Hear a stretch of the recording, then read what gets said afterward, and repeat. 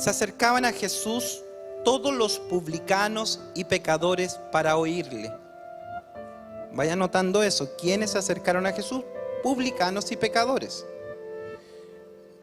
Eran rechazados por los fariseos porque estos eran del vulgo, eran ladrones, cobradores de impuestos, gente de una vida licenciosa. Entonces, fíjense lo que los fariseos pensaban de este grupo de personas, publicanos y pecadores.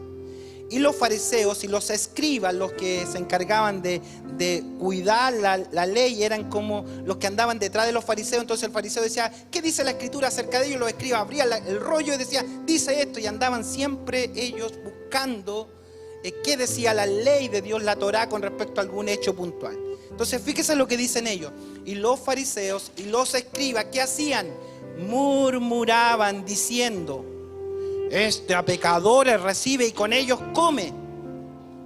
Ahí está planteado el problema, el contexto, para que después en el sermón no lo volvamos a repetir. Ese es el contexto en el cual el Señor les va a referir, no una, 3 parábolas juntos. ¿Qué ocasiona la parábola? Lo que están diciendo publicanos, o sea, lo que están diciendo acerca de los publicanos, los fariseos y los escribas, los hombres religiosos de la época. Entonces fíjese en la parábola que le dice, entonces le refirió esta parábola diciendo, ¿qué hombre de vosotros, teniendo 100 ovejas, si pierde una de ellas, no deja las 99 en el desierto y va tras la que se perdió hasta encontrarla? Y cuando la encuentra, la pone sobre sus hombros, gozoso. Y al llegar a casa, reúne a sus amigos y vecinos, diciéndoles, note esto, gozaos conmigo. ¿Quién está diciendo eso? El hombre que fue a buscar la oveja. Él le pide a sus amigos que se gocen. Gozaos conmigo, porque he encontrado mi oveja que se había perdido. Noten eso, he encontrado, ¿qué dice el Señor? O este dueño, mi oveja. Recalco eso, mi oveja que se había perdido. Y aplica el Señor, en este relato, aplica la parábola que acaba de decirla, hace una aplicación directa y dice, así os digo que habrá más gozo en el cielo por un pecador que se arrepiente que por 99 justos que no necesitan arrepentimiento. Haga un ejercicio mental, por favor, y piense cuántas veces en la historia de su cristianismo ha escuchado o leído esta parábola. Y podríamos recorrer diferentes matices de la parábola de acuerdo al predicador de turno. Y lo más valioso de entender a la hora de venir a las parábolas es tener reglas claras de interpretación de las parábolas. Las parábolas, muy por el contrario de lo que se piensa, que facilitan la enseñanza, es totalmente lo contrario. Las parábolas no fueron dichas por el Señor para facilitar el entendimiento de los oyentes. Tienen un efecto exactamente contrario. Las parábolas que el Señor Jesús pronunció tienen el carácter de esconder la verdad y no revelar la verdad. Miren, por favor, si buscan en su Biblia Mateo 13, que es la primera vez que se consigna una parábola del Señor, es algo extraño para los discípulos, porque en el capítulo 13, si lo situamos históricamente, está comenzando el 3er año de ministerio del Señor. O sea, noten esto, el Señor Jesús tuvo 3 años y medio de ministerio. Los 2 primeros años jamás pronunció una parábola. Entonces estuvo 2 años con los discípulos, en el año de la popularidad, en el año de la inauguración, la popularidad fue y todo, y él usó un sistema de enseñanza directo con las personas. Él no usó de analogías, no usó de parábolas, no usó nada de eso, sino fue buscando personas, los fue llamando y fue tratando directamente con cada uno. Por ejemplo, Nicodemo, la mujer samaritana, fue y habló con ellos y fue a lo profundo de su corazón para traerlos a la verdad.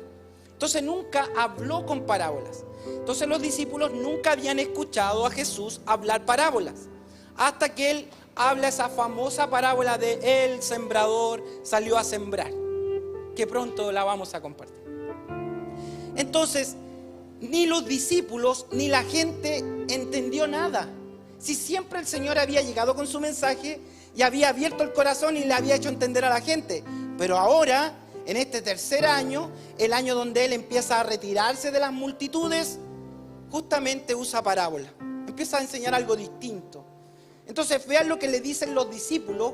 Cuando dejan a la multitud, se van a la casa y los discípulos le preguntan al Señor. Mateo capítulo 13, versículo 10. Si lo tienen en su Biblia, dice así: entonces, acercándose los discípulos, le dijeron: ¿por qué les hablas en parábolas? ¿Ve? Esta es por la razón que le pregunta. Si han estado 2 años con Él, nunca había hablado en parábolas, porque ahora cambió el sistema de enseñanza. ¿Qué pasó, Señor? No dejarte sorprendido. ¿Cómo con parábolas? ¿Por qué les hablas con parábolas? Respondiendo Jesús, versículo 11, les dijo. Noten esto, por favor, para que lo dejen grabado ahí en sus mentes y en sus corazones. Porque a vosotros, ¿a quién se está dirigiendo? A los discípulos. A vosotros es dado saber los misterios del reino de los cielos. ¿A quién es dado saber los misterios? A los discípulos. O sea, el Señor pretendía con las parábolas enseñar los misterios del reino a sus discípulos. Y fíjense que añade: más a ellos, ¿a quién? A la multitud. A ellos no les es dado comprender los misterios del reino. ¿Se da cuenta? Entonces las parábolas no tienen el objetivo de dar a conocer los misterios, sino ocultar los misterios del reino, y tienen el segundo objetivo de revelar los misterios del reino a los discípulos, a los hijos del Señor. Entonces vamos a ser bienaventurados a la hora de que vayamos a una parábola y comprendamos esa profunda verdad de los cielos que el divino maestro quiere revelarnos. Entonces no es ir a una parábola y tratar de buscar interpretaciones antojadizas. Tiene que haber una plena conexión con el Espíritu Santo de Dios que venga a iluminar nuestras mentes para comprender qué quiere el Señor transmitirnos. Y note esto: si el Señor en su último año de ministerio, antes de ir a la cruz, su principal método de enseñanza fueron las parábolas, usó 53 parábolas, ¿creen ustedes, amados, que será importante aprender las parábolas? ¿Creen ustedes que en ellas se condensan riquezas profundas que el Maestro guardó solo para los hijos del Señor? Entonces, a la hora de venir a una parábola, tenemos el tremendo desafío delante del Señor de interpretar al Divino Maestro correctamente. No es como que no tenía que predicar y echarle la culpa a una parábola. ¡Uy, qué pecado decir eso! ¿Cómo le voy a echar la culpa a una parábola si es la que tiene la mayor riqueza de toda la enseñanza del Maestro? Está contenida en las parábolas, porque Él quiere revelar los misterios. ¿Qué es misterio? Algo oculto a sus hijos. Entonces, cuando estudiamos las parábolas, estamos buscando eso, que el Señor nos revele sus palabras. Vamos ahora, ya que dije esa introducción que me sirve para los 40 sermones, ¿no? Esa es la introducción de la parábola. Ahora vamos a la parábola y prometo estar dentro del tiempo. Me voy a pasar como 10 minutos, pero ustedes me comprenden, ¿ya? Ahora, si no, lo corto a la mitad y lo siguen la otra parte la otra semana. Pero yo no soy dueño de su tiempo, así que voy a tratar de hacerlo en tiempo y forma. Bueno, la verdad es que nunca el mundo ha conocido un corazón tan noble como el corazón del Señor. Y cuando vamos a revisar las parábolas, lo que estamos haciendo eso es meternos en el corazón del Eterno, es meternos a la verdad pura, a la verdad, a la esencia misma de Dios hecho carne. Vimos su gloria como la del unigénito del Padre, lleno de gracia, lleno de verdad. Entonces, cuando Él habla, no puede haber nadie que no se pueda conmover ante sus palabras. Ya les hablé del contexto y eso ya nos acortó el sermón, ¿cierto? Porque el Señor está citando estas 3 parábolas que son una sola, con lenguaje diferente, porque lo que el Señor está haciendo en estas 3 parábolas, vale decir, la parábola las voy a mencionar con los subtítulos. La parábola de la oveja perdida, la parábola de la moneda perdida y la parábola del hijo pródigo, está mostrando cómo el cielo está preocupado por el pecador y cómo la obra de Dios, el Padre, el Hijo y el Espíritu Santo están totalmente activos en la búsqueda, restauración y nueva vida del pecador. La obra es de Él. Entonces los fariseos están murmurando contra el Señor porque no conocen el corazón de Dios, no conocen el corazón del Hijo, no conocen la esencia del Espíritu Santo, cómo interactúa. Para nosotros es fácil ser clasistas, para nosotros seres humanos que miramos con nuestro ojo carnal, es muy fácil hacer divisiones, hacer separaciones, separar o rotular a la gente. Nosotros somos, sobre todo los chilenos, somos súper buenos para rotular. De hecho, nuestro lenguaje está lleno de rótulos. Nuestro lenguaje, el español es el peor, lamentablemente el peor español. ¿Usted es de lenguaje o no? ¿Es profesora de lenguaje? No, ya. Bueno, pero profesora. Pero el español chileno está muy lleno de rótulos. Hablamos, yo les decía en discipulado, todo nuestro lenguaje está lleno de animales. ¿Sí o no? ¿Se acuerdan? Entonces, hablamos del chancho, hablamos del pavo, hablamos del vaca. Todo tiene un... Ustedes ya se empiezan a reír porque sabe cómo rotulamos a la gente con nuestro lenguaje. Imagínense que el cielo nos rotulara a nosotros por nuestro currículum. Y que yo llegara acá a la casa del Señor y que mi currículum fuera lo que determinara mi acción. ¿Saben que yo estaría debajo de la silla, aquí decimos, debajo de la silla escondido? Levantaría mi dedo para glorificar al Señor porque no tendría cara para estar. Porque los rótulos van marcando a la gente. Y lo que hacen los fariseos es eso, poner rótulo a la gente porque conocen su vida, conocen su obra y no comprenden el corazón del cielo. ¿Cómo está el corazón de Dios? Y todos aquellos que ponen rótulo a los demás es que no conocen el corazón de Dios. Siempre se piensa en la salvación como un mecanismo humanista. Por eso que anda la gente peleando por ahí si la salvación se pierde o no se pierde, porque ven el término legal de la salvación. Pero los términos legales de la salvación, el libro de la vida que se borra, que se inscribe, eso lo ven los ángeles, olvídenlo, déjenlo allá. Los ángeles se preocupan por temas legales.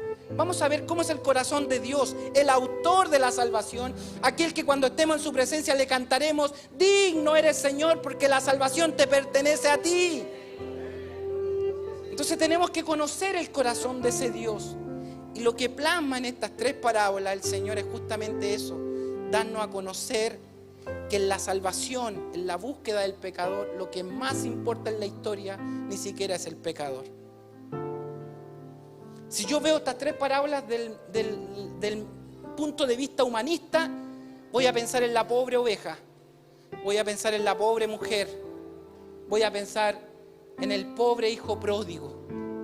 Pero el Señor lo que nos va a mostrar por esta parábola es otra cosa. Nos va a mostrar que cuando hay un pecador que está perdido significa que está lejos de la gracia. Y usted puede estar en el lugar físico, usted puede estar dentro de la iglesia, haber nacido en la iglesia pero estar perdido. No significa el lugar físico lo que determina lo que soy ante Dios. Yo tenía como 14 años y escuché a un predicador que predicó una palabra que marcó mi corazón y ahí entendí por fin lo que nunca había entendido en 14 años. Y él dijo: mira, si tú naciste en un garage, no significa que eres automóvil. Y si naciste en la iglesia, no significa que eres cristiano. Necesitas conocer a Cristo. Es el Señor que anda en búsqueda de nosotros. Es el Señor que ha venido a buscarnos y nos encuentra dentro de la iglesia física y fuera de la iglesia física. Pero estas parábolas van a retratar el corazón de Dios. Y por eso que las 3 parábolas, mire, si usted ojea su Biblia, por favor, se va a dar cuenta que las 3 terminan similar. Y no dice la primera parábola, porque usted sabe la historia: encontraron a la oveja, la trajeron a casa y dijo: uy, la oveja estaba feliz. Y la oveja fue y construyó una iglesia, llamó a otra oveja y se juntaron, hicieron un tremendo templo. ¡Ay, qué iglesia! Y a la oveja le cambió la vida, ahora tiene un trabajo, ahora ya no fuma, no toma, se pone corbata, anda con vida. ¡Oh, la historia de la oveja! No termina así. No termina así la historia. Y es por eso que le hemos perdido el foco y pensamos en la oveja. Y cuando yo escucho este sermón siempre lo basamos en la oveja. Hasta se llama la oveja perdida y le damos todo el honor a la oveja. Pero la salvación no se trata de la oveja, se trata de Dios, de su propósito eterno, de su creación, de su corazón de amor. ¿Quién es Dios? Al Dios al cual hemos sido llamados. Mientras no conozcamos al Dios que nos llamó, hermanos, vamos a andar de aquí para acá con nuestros pensamientos, aunque esté todos los días en la iglesia, pero su mente va a estar lejos de Dios hasta que no comprenda el corazón. Por eso que la Biblia dice: un día entenderemos cómo fuimos amados, un día comprenderemos cómo fuimos conocidos, un día lo comprenderemos. Pero aquí el Señor está tratando de explicarnos a nuestra limitada mente que se trata de Dios y no de nosotros. Vean el versículo 7, por favor, del capítulo 5.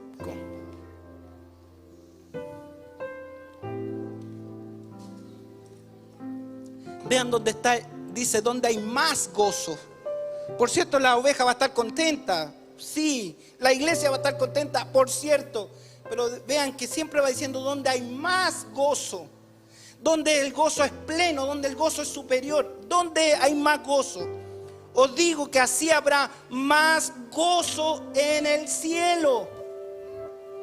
¿Dónde es la fiesta? En el cielo. Cuando un pecador es encontrado, el cielo el que hace fiesta. Porque la iglesia a veces no hace fiesta, la iglesia a veces es impávida, o la iglesia hace diferencia, y lo miramos con recelo. No, si yo lo conozco, no, si yo conozco. Pero el cielo no es así. Y qué bueno que la salvación no depende de la iglesia local, ni de un pastor, ni de un hermano, ni de un predicador. La salvación pertenece a Dios, y Él quiso tener de nosotros misericordia. Él quiso amarnos. ¿Por qué? Por el puro afecto de su voluntad, para gozo de Él. Por eso dice: hay gozo en el cielo. La segunda parábola, la moneda perdida, que vimos la semana pasada, si no me equivoco. Versículo 10. Así os digo que hay gozo delante de ¿dónde? De los ángeles de nuevo, por un pecador que se arrepiente. Nuevamente el Señor le viene a decir: ¿saben dónde hay fiesta? ¿Saben dónde hay gozo? En el cielo hay gozo. Se trata del corazón de Dios. Y en el 32 dice que es necesario hacer fiesta porque alguien ha revivido. Siempre está hablando de que va a haber gozo, pero la fiesta es en el cielo. Entonces tenemos que retitular estas parábolas desde la perspectiva del corazón de Dios. Entonces lo que estoy viendo yo en la parábola de la oveja perdida es la parábola en realidad de un pastor angustiado. El Señor quiere mostrar cómo está el corazón del buen pastor, porque hay una oveja suya que no está. Es Él el que se duele. El héroe de esta parábola no es la oveja. El héroe de esta parábola es el pastor. Es Él el que está angustiado. Veamos esto en esta parábola. ¿Por qué digo que es Él? Porque Él viene y se presenta como el pastor. Dice Juan 10:11: yo soy el buen pastor. Él es el buen pastor. Ese hombre que sale a buscar a la oveja es el buen pastor que la anda buscando. Versículo 14 de Juan 10 dice: yo soy el buen pastor. Y dice, añade algo más, dice: yo conozco mis ovejas. O sea, yo sé los que son míos. Yo sé quién es mi oveja, yo sé, la sale a buscar. Y no es que el evangelio sea proclamado así al aire y el que pesca, pesca el evangelio. El que cree, cree, y el que no cree, bueno, mucho humanismo en esas declaraciones. Lo que es verdad es que el Señor Dios, a través del buen pastor, anda buscando su oveja. Y me encontró a mí, y lo encontró a usted, porque soy su oveja. Así de sencillo. Pero el que hizo la pega fue Él, no yo. Yo estaba perdido. Yo soy el buen pastor, yo conozco mis ovejas.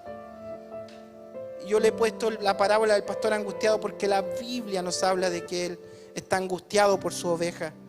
Angustia es un estado de intranquilidad muy intensa, dice, causado especialmente por algo que ha sucedido, algo que amerita desgracia, peligro o una pérdida. Eso es angustia. Cuando a usted se le pierde algo, usted se angustia. Y Jesús no solo es el buen pastor, y Él podría haberse olvidado de sus ovejas. Total, tiene muchas ovejas, o Él puede crear ovejas porque Él es el creador. Él hace así y hace miles de ovejas. Él hace así y desaparecemos y se desaparecen las ovejas. Así pienso yo. Así pienso yo cuando miro a las personas como un número. Así pienso yo cuando veo la iglesia como exitismo, los números de las personas. Pero el Señor no es así. El buen pastor, por eso dice que es el buen pastor. Él no es así. Él lo conoce a usted por su nombre y Él sabe, Él lo ama a usted por lo que usted es. Y sabe lo que es, no son sus obras, es la obra de Él en usted. Usted es creación de Dios. Entonces, si usted se pierde dentro de la iglesia o fuera de la iglesia, Él se angustia igual. Y le he puesto el pastor angustiado porque justamente Isaías 53 dice así: angustiado Él y ha afligido. Es el buen pastor. ¿Y sabe por qué le podemos decir que es el buen pastor angustiado? Porque eso es lo que retrata en esta parábola. Y hay 3 razones en esta parábola que nos hablan de esa angustia. 3 razones que nosotros como iglesia nos convendría saber y conocer. Que usted como cristiano le convendría saber cómo fue conocido, cómo fue buscado. Porque para términos legales está llena la iglesia. Está lleno de legalistas que hablan y sostienen: cuida, haz, paga, haz esto, hagamos esto otro, vístete así, haz esto otro. Lleno, lleno, lleno. Que son obras que son posteriores al encuentro. Lo que es verdad es que hay una oveja que está perdida. Y tal vez nosotros como iglesia, como veíamos el domingo pasado, a lo mejor perdimos algo y no nos dimos cuenta dentro de la propia casa. Pero aquí no habla de este pastor. ¿Por qué es un pastor angustiado? Porque él dice que un hombre salió a buscar su oveja. ¿Por qué puede estar angustiado? Porque la oveja es propiedad de él. Porque le pertenece. El único que puede darle valor a las cosas es el dueño de esas cosas. Para él no es una oveja más. Le habrán dicho: pero si tienes tantas, ¿qué te preocupa? La desobediente se descarrió, es una oveja descarriada. Se descarrió, la muy porfiada, y dejó y se fue por este mundo. Y no te preocupes, vendrán 10 ovejas más, llegarán ovejas de Antofagasta, de Arica. ¿Qué te preocupas por esa oveja que se quedó tendida? Yo puedo ser así, humanista. Qué bueno que el evangelio no depende del pastor, ni depende de la congregación, ni de la iglesia de turno. La obra de Dios depende del buen pastor, y Él está angustiado porque la oveja es de su propiedad. Él no sale a buscar o a cazar ovejas con encontrarse con una oveja, a ver si hoy día pillo una oveja.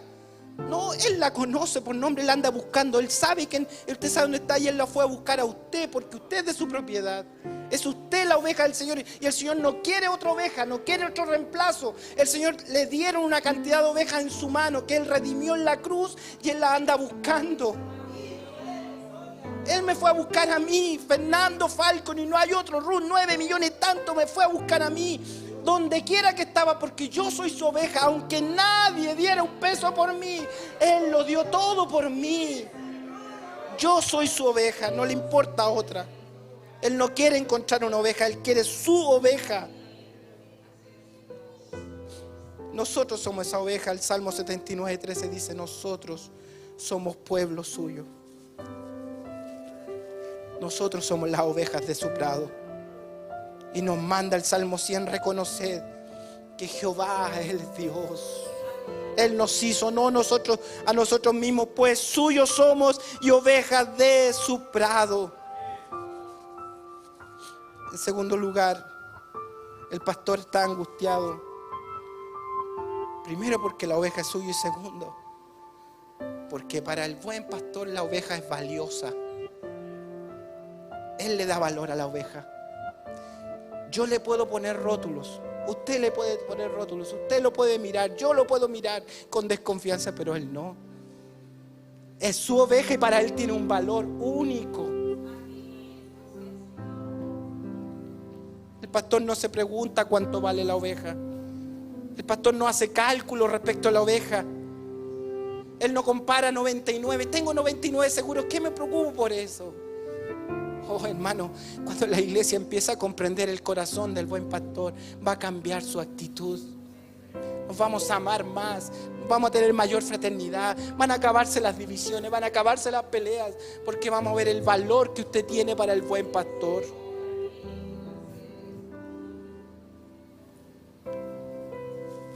Él podría haber hecho conjeturas, ¿no? Y haber dicho, lo más probable que ya se murió.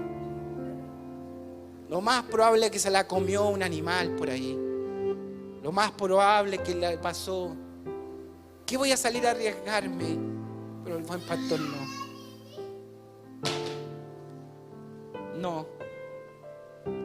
De hecho, él dejó su trono para arriesgarse y a dar su vida, porque el buen pastor su vida da por las ovejas. Él sabe que la oveja es valiosa para él.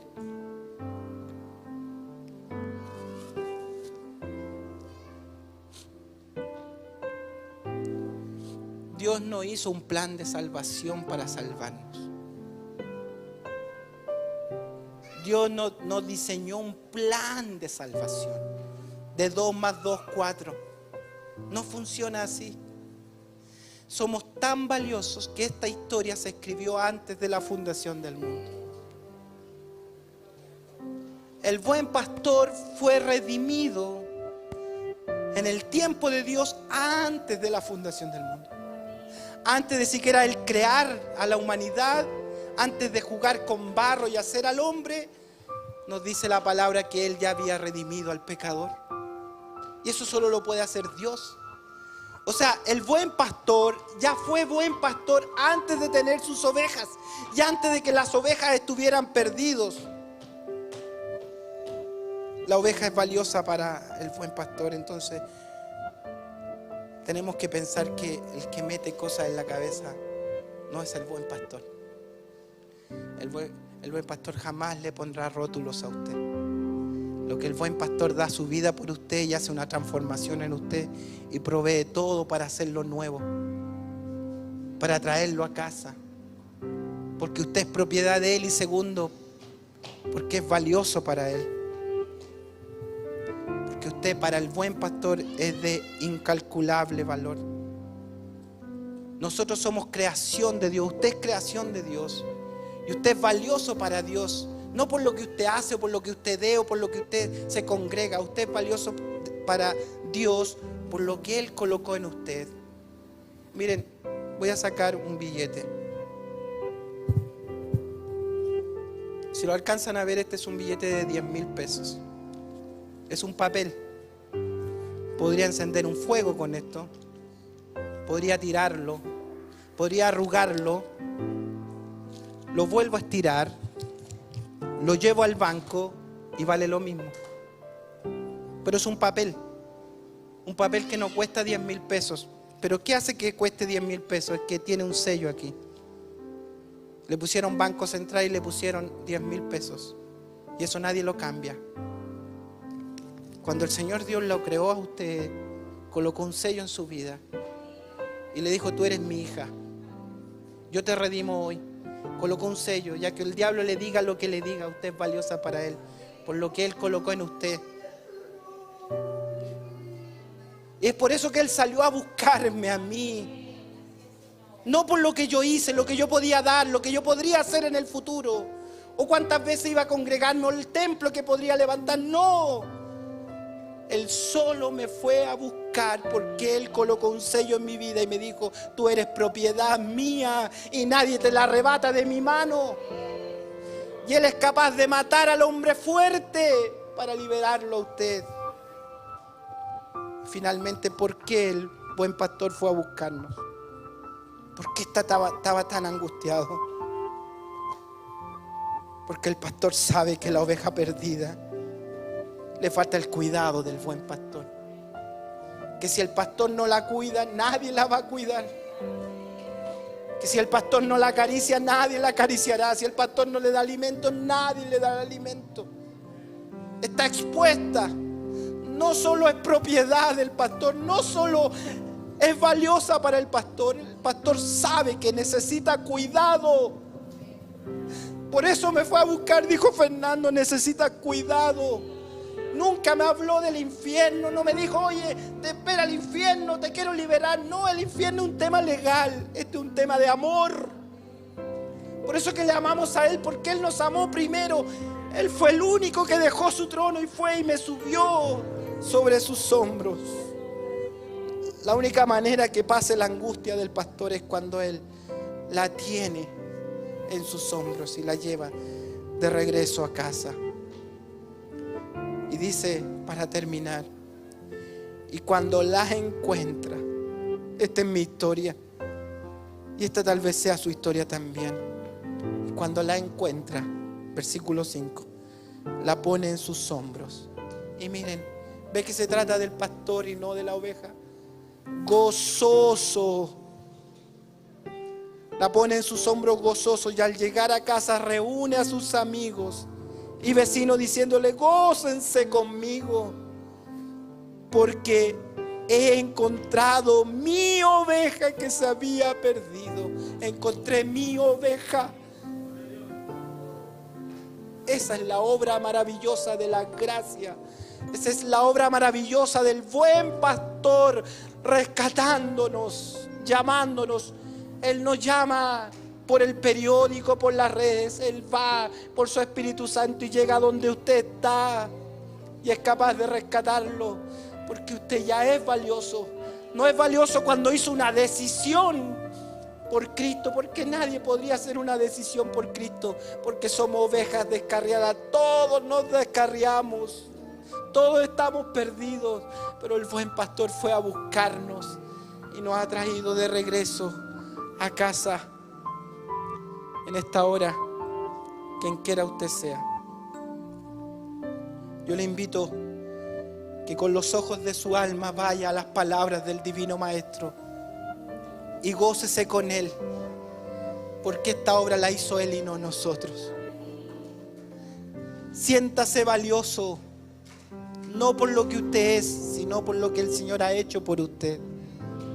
Siéntase seguro, no por lo que usted puede tener o granjear en la vida o porque va a moldear sus hábitos de ahora en adelante. Siéntase seguro o segura por el tierno cuidado del buen pastor, porque Él sabe de qué cosas tenemos necesidad. Yo le invito en esta hora, si hay marcas en su vida, si hay etiquetas en su vida, si hay cosas que lo hacen sentir de segunda categoría, esta tarde de un paso adelante, el buen pastor lo abraza, el buen pastor lo acaricia, el buen pastor lo devuelve al redil, el buen pastor le dará cuidado, el buen pastor lo rodeará de favores y misericordia, el buen pastor le dará todo su amor. Y si había olvidado esta historia de amor, recuérdela, que un día el buen pastor fue a buscarlo donde usted estaba y lo trajo al redil. Gócese con los que se gozan por esta obra maravillosa. ¿Les parece que oremos delante del Señor y le demos gracias esta tarde por este mensaje en nuestros corazones?